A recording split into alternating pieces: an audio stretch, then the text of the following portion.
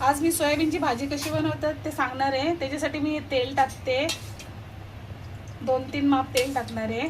ते 3 माप मी तेल टाकलेले।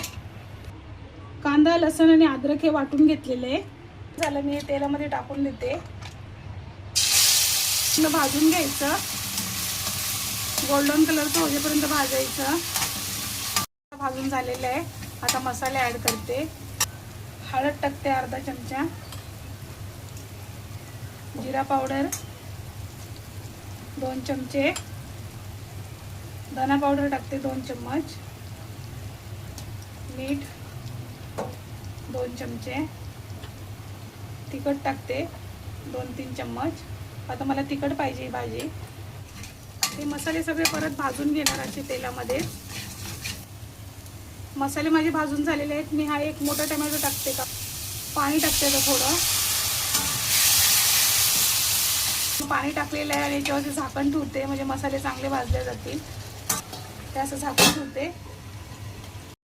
झालेले आहेत माझे। आता मी झाकण काढून बघते, बघा मसाला मस्त भाजून झालेला आहे। मसाल्याने तेल मस्त सोडलेलं आहे।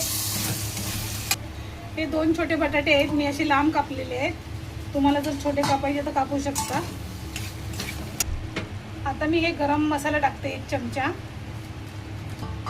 परत पाणी टाकते थोडंसं आणि बटाटा थोडासा मऊ होऊ देते, म्हणजे सोयाबीन पण जास्त शिजणार नाही। आता मी गॅस मिडियम ठेवते आणि झाकण झाकून ठेवते। बटाटा थोडासा मऊ होईल माझा।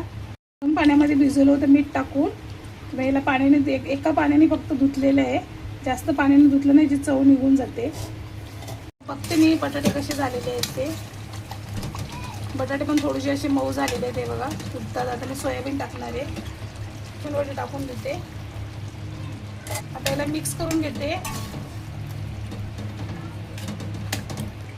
मला हे रस्सा बनवायचा आहे म्हणून मी पाणी टाकते।